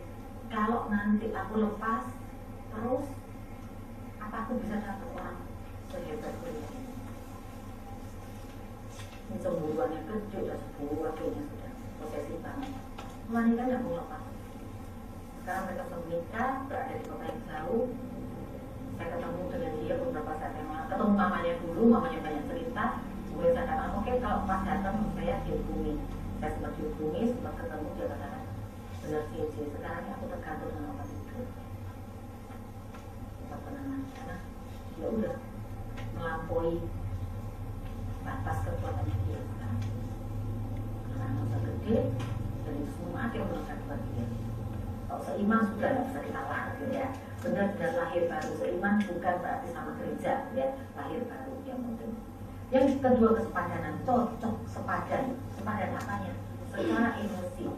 Secara emosi gimana? Kalau ngamuan ikut ngamuan, ya bukan gitu ya. Secara emosi dalam arti kalau yang sana lagi membara, adalah yang memadamkan gitu ya. Kalau yang sini lagi membara, ya adalah yang ngerem. Sini lagi berduka, adalah yang ngomporin untuk membangun semangat gitu ya. Nah, itulah suasana yang sebenarnya kesepadanan emosi gitu ya. Sepadan dalam karakteristiknya, sifatnya. Apa sama? Enggak juga kok ya. Kalau sama ya mungkin malah banyak kelasnya ya. Berbeda seperti apa gitu. Haruskah yang panas harus dengan dingin nanti dulu gitu ya. Ada orang katanya panas dengan dingin malah sakit perut gitu ya. Jadi ya siapa yang tahu? Yang tahu kita yang jalanin gitu loh. Aku cocok nggak sih? Aku bertumbuh nggak sih? Bertumbuh dalam apa? Bertumbuh dalam pengenalan akan Kristus, bertumbuh akan karakterku, bertumbuh dalam talenta-talentaku. Lihat itu. Kita bertumbuh nggak sih ketika kita jalan dengan seseorang itu? Kesepadanan adalah saling mengisi, saling menikmati pertumbuhan satu dengan yang lain. Perangainya, kalau ngamuk kayak apa? Ada satu klien juga datang dan mengatakan, Bu, aku rasanya bisa gampang mati gitu. Masih muda kok mau gampang mati, kenapa? Gak tahan aku. Dia tinggal di rumah mertuanya, ternyata kalau bertengkar itu kapak bisa melayang. Diceritain dia itu sampai deg-degan saya, ngeri gitu ya, kayaknya film gitu ya. Kita yang dua wanita ini lagi tegang begitu, si prianya ketawa-ketawa. Aneh ya, ini aneh, Bu, istri saya ini aneh. Bilang, ini kok diomong aneh, apa ini paranoid gitu ya. Jadi saya katakan, bisa cerita ya kenapa kok ada katakan aneh. Saya tanya dia dulu ya Bu ya. Oh ya silakan, silakan. Dia nanya istrinya, Me, selama ini terjadi peristiwa gitu, ada sing kena enggak? Menangkap maksudnya. Selama melempar apa itu yang jedor mengerikan itu ada yang kena enggak? Enggak ada kan? Ya sudah, tak usah dipikir.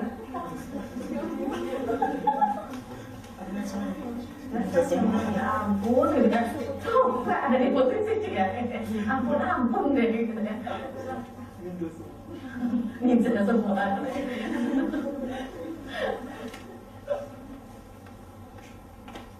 Kelihatan nggak waktu pacaran? Bisa tahu nggak tapi caranya? Kan? Terus? Tanya Tuhan. Tuhan, oke kira kayak apa gitu?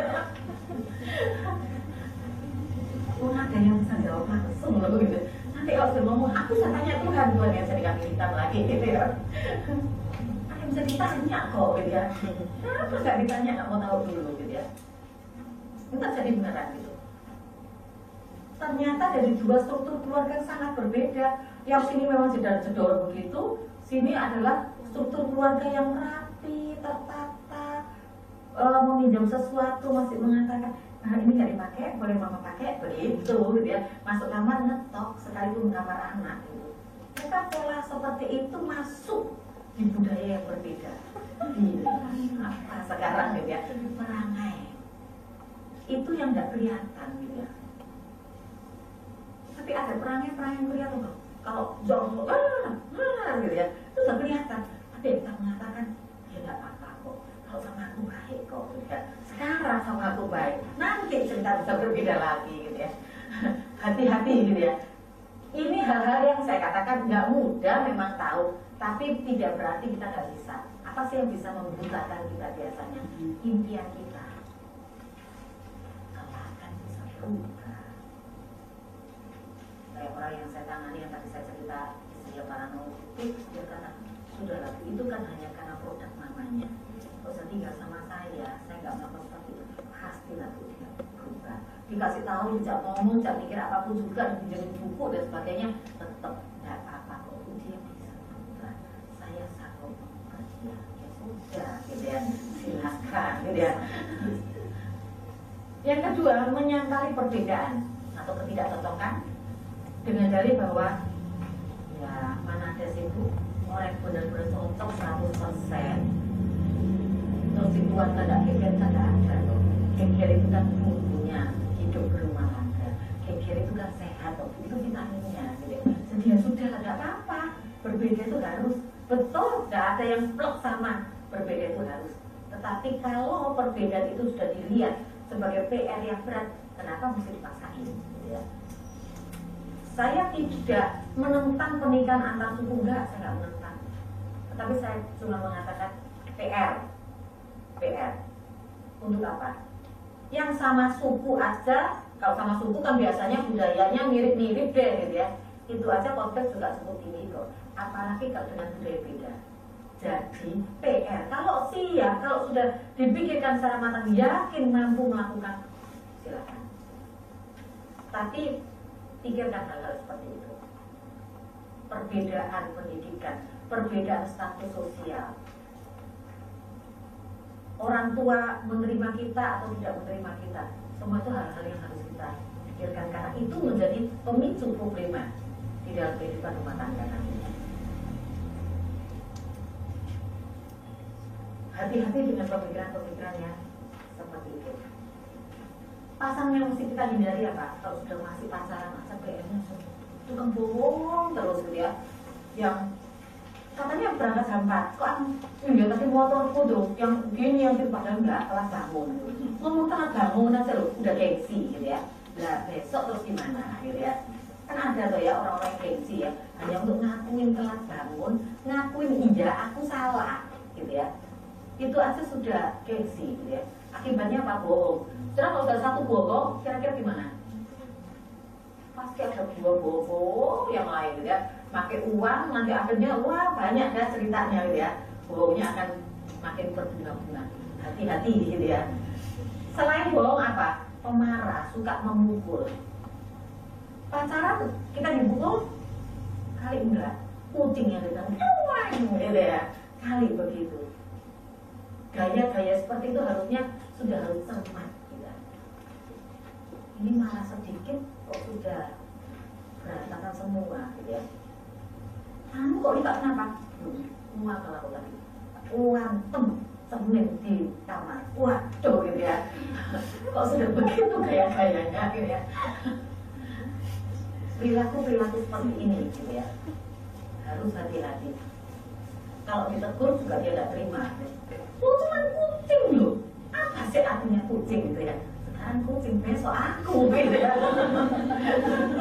Jadi kalau sudah pemarah, tukang pukul, pikir deh gitu ya, masih sanggupkah aku melanjutkan? Jangan jadi penyelamat.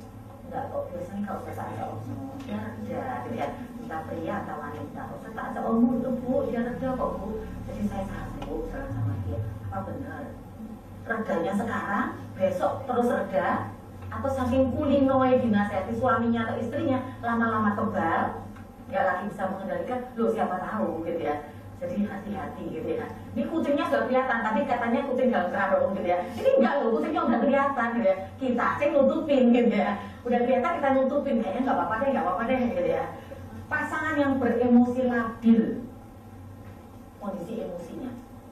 Entah ketika dia marah, ketika dia sedih, ketika dia happy, lihat kelabilannya, gampang sekali, fluktuatif sekali kondisi emosinya. Periksa lebih dalam gitu ya. Kenali lebih dalam. Mau menikah pun mundur, enggak apa-apa ya. Ada anak di kelas pranikah yang kemudian mengatakan bahwa Bu, setelah ngikutin pengenalan diri, ngikutin tentang konflik dan sebagainya, kayaknya mau mundur Bu setengah tahun. Oh baik, saya bilang baik-baik. Tapi mundurnya diisi konseling dia. Setelah mundur setengah tahun, menjelang konseling terakhir katanya, Bu, rasanya kita mau break dulu setengah tahun, kita lanjutkan konseling lagi setelah itu. Bu ya sudah, ini mundurnya sudah setahun setengah gitu ya. Ya nggak apa-apa deh, mending nggak jadi kalau memang konfliknya masih tinggi banget. Kenapa emosinya labil? Bisa karena anak papa banget, anak mama banget gitu ya.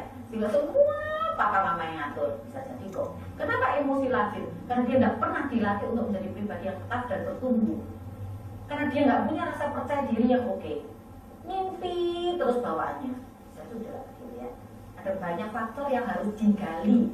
Siapa yang menggali? Ya Anda pasangannya. Kalau Anda butuh rekanan, carilah rekan yang dewasa rohani, rekan yang mampu menolong dia untuk kedua-duanya bertumbuh dengan baik. Nah kalau mau bawa pasangan kita jangan mengatakan sudah sana, kamu konseling dulu kamu. Nanti kalau kita pikirkan jalan bersama nggak akan jalan. Gitu. Yuk kita, gitu ya. Jangan jadikan orang sebagai mangsanya gitu ya. Kita, kenapa? Memang kita tahu yang ingin bertumbuh bersama dengan dia. Nah untuk kita bertumbuh, nggak boleh ada yang menjadi penghambatnya, harus dua-duanya bertumbuh. Gimana caranya? Yang masih punya beban-beban yang berat, ya ayo selesaikan dulu supaya dua-duanya seiringan dan mampu bertumbuh. Pasangan yang hanya mementingkan diri sendiri, gambaran-gambaran yang egois, semuanya aku. Bisa kelihatan nggak ya? Kapan kelihatannya? Waktu berorganisasi, oke.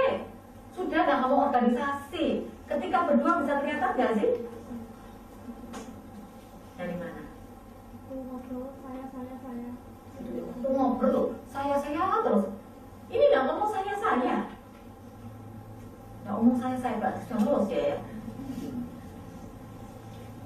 Nggak ngomong saya, tapi apa yang kamu ingin dia nggak bisa dengar, nggak bisa terima. Kelihatannya nggak saya ya. Tapi kebutuhanmu, keinginanmu, pemikiranmu dia nggak bisa tangkap. Kapan aja, gitu ya. Ini yang kadang-kadang juga dari kita, gitu ya. Karena kita sudah mengatakan itu oke kok, boleh jalan terus. Ini sudah ada di tempat saudara. Ini PR buat saudara itu bisa pikirkan ketika saudara bersama dengan pasangan Anda. Apakah berdua ini saling membantu untuk semakin mengenal pasangan?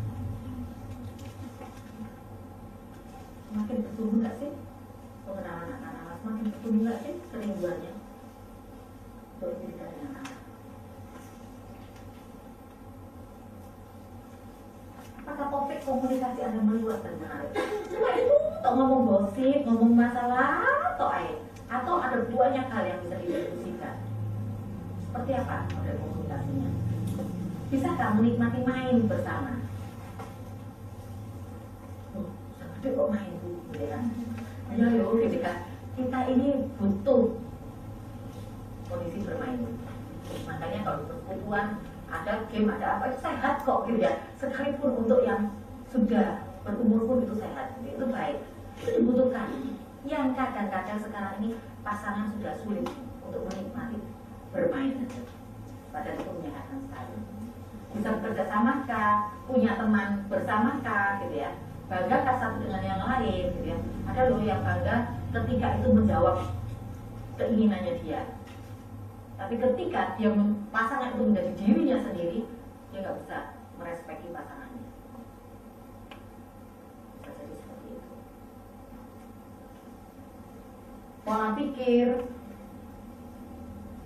kondisi emosi, begitu ya, kekreatifan, semangat, menghargai keluarga pasangan. Ingat, menikah itu Allah katakan pria dan wanita menjadi satu.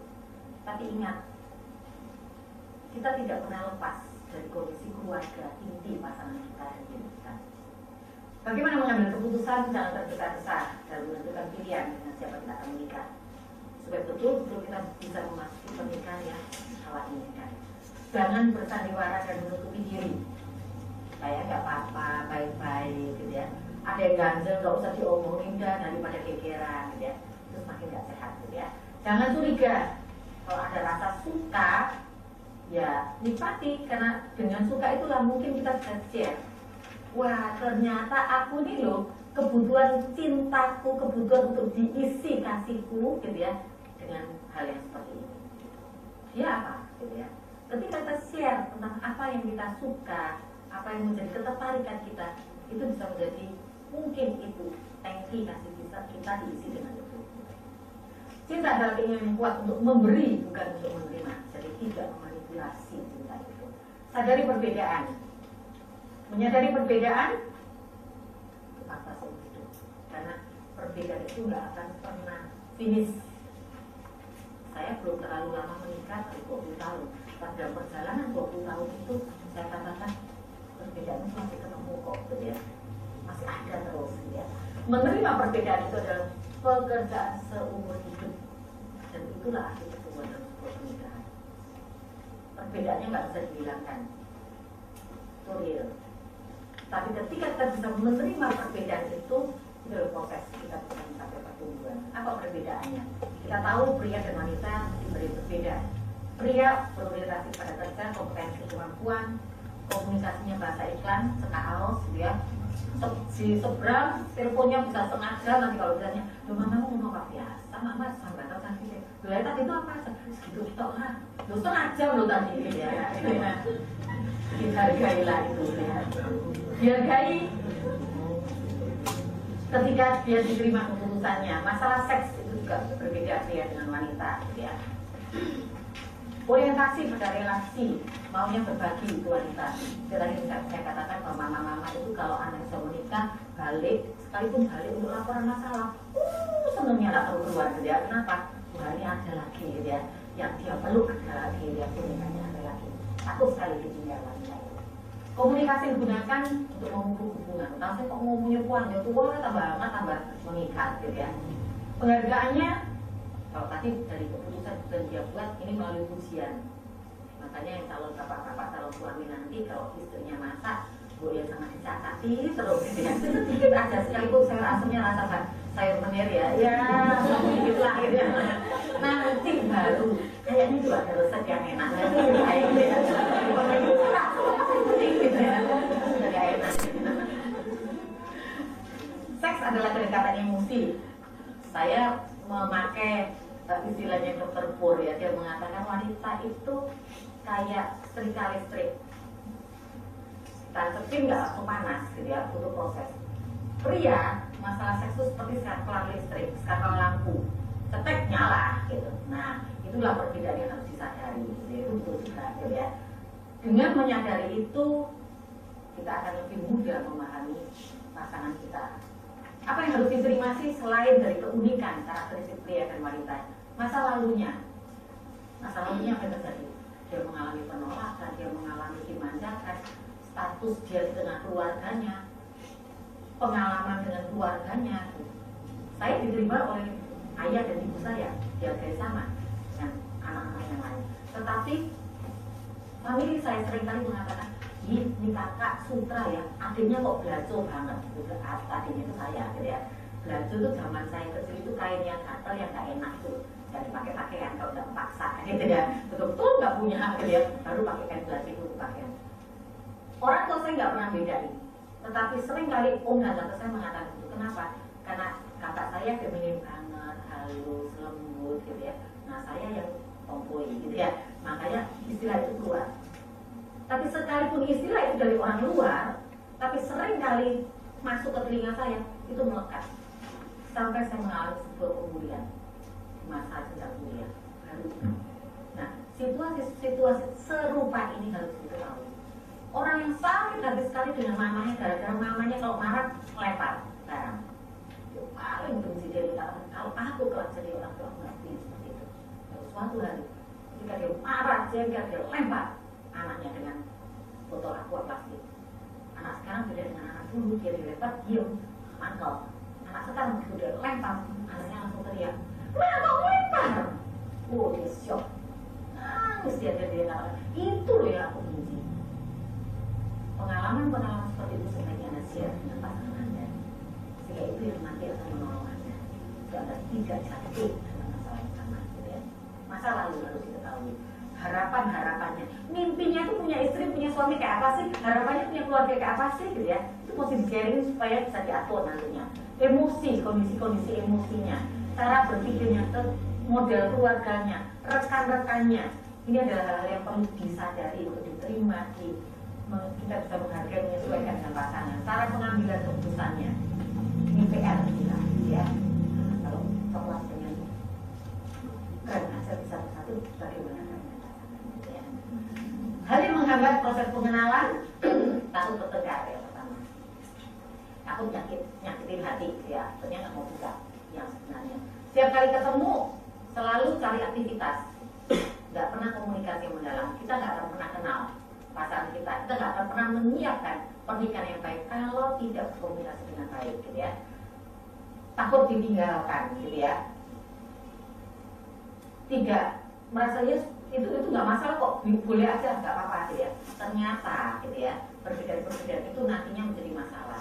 Pakailah dua perbedaan kita itu, kita bisa adaptif terus. Dengan cara apa? Seperti aliran sungai. Muaranya bisa berbeda, gitu ya, sumbernya beda, tapi toh dia bisa menyatu di satu jalan yang sama. Dan yang kedua, jangan pahat pasanganmu menjadi replika ini. Jangan pahat pasangan itu jadi replika kita. Enggak, udahlah yang unik ya kamu aja, gitu ya. Dia biarlah dengan keunikannya. Yang perlu apa? Belajar menyesuaikan, belajar memahami dia. Dia belajar memahami keunikan Anda dan mencari jalan tengah untuk keduanya bisa bertumbuh. Kita tidak pernah menemukan seseorang yang sempurna untuk dicintai, tetapi kita bisa berusaha mencintai seseorang dengan cara yang sempurna. Caranya apa? Bicara lagi, ya. Yang kedua, belajar terbuka. Berapa banyak perkara, gitu ya, lewat proses ini. Rasakan Anda mengalami pertumbuhan bersama. Kenapa sih perlu komunikasi, gitu ya? Kenapa perlu meningkatkan kualitas komunikasi kita? Bicara. Dengan bicara itu akan banyak kali kita bisa kenal. Dan bicaranya jangan yang di permukaan aja, belajarlah mengenal dengan lebih dalam, ya. Karena nanti komunikasi ini menjadi sumber dalam pernikahan. Pernikahan artinya berkomunikasi secara jujur dan terbuka. Ia bersedia membuka hati, berbagi pemikiran terdalam dengan rendah hati. Itulah sebuah pernikahan. Pernikahan artinya berbincang, berdoa, berdialog, dan menyetujui bersama. Pernikahan tidak membiarkan dinding apapun terbangun di antara mereka dengan mengabaikan pasangan, dan mencari solusi yang kreatif untuk perbedaan-perbedaannya. Yang dibutuhkan dalam komunikasi waktu, gitu ya. Nggak bisa kita menyediakan waktu, nggak bisa. Nanti kalau sudah punya anak, katanya karena anak nggak punya waktu untuk berduaan ngomong secara dalam. Ini membuat keluarga itu tidak sehat. Jadi kalau ada gereja atau alumni perkantas mengadakan camp pasutri kelak, gitu ya, ikut. Kenapa? Karena ini situasi yang membangun, di mana kita bisa berdua. Terus anaknya masih apa, gitu ya? Ya, kalau lembaganya memikirkan tentunya ada bagian mikir untuk anak. Kalau enggak, ya titip dulu di mertua permen semalam, gitu ya, supaya ada waktu untuk di-charge, gitu ya, recharge, gitu ya. Komunikasi butuh usaha dan ikhtiar. Biasanya orang malas komunikasi kan daripada konflik, daripada aneh harus sekarang mula, gitu ya. Tak ikutin aja, gitu. Tapi kan begitu tuh ya di film itu ya, nggak akan menyelesaikan. Komunikasi itu butuh usaha. Prasyarat adanya komunikasi adalah terbuka dan mau menerima. Telinga yang mendengar dan mata yang melihat, kedua-duanya itu buat Tuhan dan pakai itu, gitu ya, cara hanya pakai mulutnya. Hasil survei ini diambil dari Catlight, dikatakan sumber masalah di pernikahan itu paling tinggi apa? Komunikasi.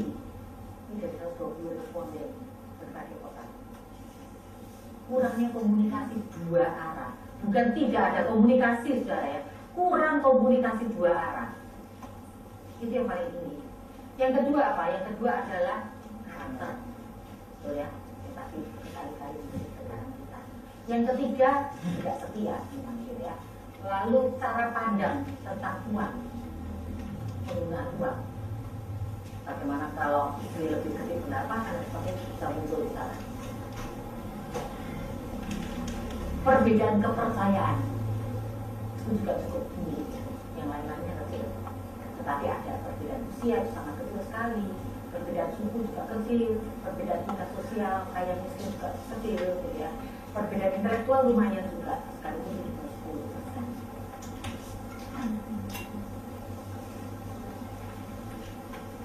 Kuncinya Pak, kok menyadari semua itu? Belajar menerima. Kalau tadi komunikasi, maka belajar juga untuk menerima. Kunci untuk bisa menerima adalah dikatakan hormat tanpa syarat untuk wanita dan pria kasih tanpa syarat. Siapa yang harus memulai, pria atau wanita yang lebih dewasa? Apa cirinya orang dewasa? Orang dewasa adalah orang yang mampu bersalah di atas kekuatan bukan kelemahan. Semuanya atau yang dilihat ditekan-tekan, gitu ya, nggak akan pernah bertumbuh. Tapi kalau melihat sisi positifnya dia, masing-masing melihat sisi positifnya itu yang akan membuat semakin bertumbuh, gitu ya.